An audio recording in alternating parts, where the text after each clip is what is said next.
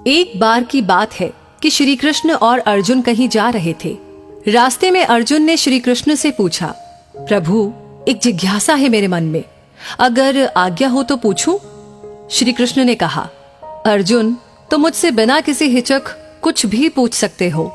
तब अर्जुन ने कहा कि मुझे आज तक ये बात समझ में नहीं आई कि दान तो मैं भी बहुत करता हूं, परंतु सभी लोग कर्ण को ही सबसे बड़ा दानी क्यों कहते हैं? ये प्रश्न सुनकर श्री कृष्ण मुस्कुराए और बोले कि आज मैं तुम्हारी ये जिज्ञासा अवश्य शांत करूंगा। श्री कृष्ण ने पास में ही स्थित 2 पहाड़ियों को सोने का बना दिया। इसके बाद वो अर्जुन से बोले कि हे अर्जुन, इन दोनों सोने की पहाड़ियों को तुम आसपास के गांव वालों में बांट दो। अर्जुन प्रभु से आज्ञा लेकर तुरंत ही ये काम करने के लिए चल दिया। उसने सभी गांव वालों को बुलाया। उसने कहा कि वो लोग पंक्ति बना ले, अब मैं आपको सोना बांटूंगा, और सोना बांटना शुरू कर दिया। गांव वालों ने अर्जुन की खूब जय जयकार करनी शुरू कर दी। अर्जुन सोना पहाड़ी में से तोड़ते गए और गांव वालों को देते गए। लगातार 2 दिन और 2 रातों तक अर्जुन सोना बांटते रहे और अर्जुन में अब तक अहंकार आ चुका था। गांव के लोग वापस आकर दोबारा से लाइन में लगने लगे थे। इतने समय पश्चात अर्जुन काफी थक चुके थे। जिन सोने की पहाड़ियों से अर्जुन सोना तोड़ रहे थे, उन दोनों पहाड़ियों के आकार में जरा भी कमी नहीं आई थी।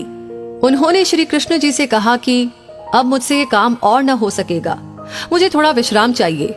प्रभु ने कहा कि ठीक है, तुम अब विश्राम करो, और उन्होंने अब कर्ण को बुला लिया।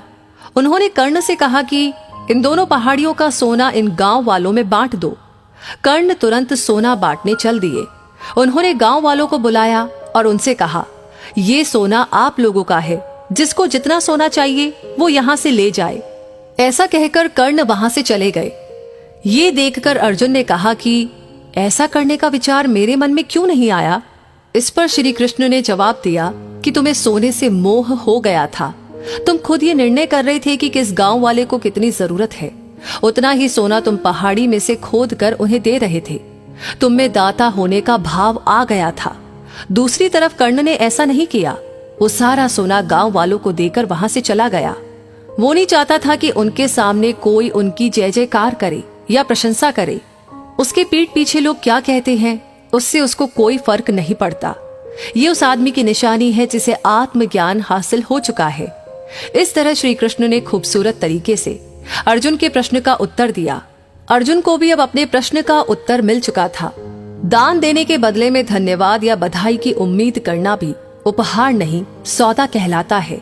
यदि हम किसी को कुछ दान या सहयोग करना चाहते हैं तो हमें ये बिना किसी उम्मीद या आशा के करना चाहिए, ताकि ये हमारा सत्कर्म हो, न कि हमारा अहंकार। इस कहानी के बारे में आप क्या कहना चाहते हैं, हमें कमेंट बॉक्स में लिख करके जरूर शेयर करें। और ऐसी कहानियां आगे सुनने के लिए हमारे पेज को फॉलो करना बिल्कुल ना भूलें। साथ ही साथ आपने ऑलरेडी लाइक कर दिया है तो प्लीज इसे शेयर जरूर करें। धन्यवाद।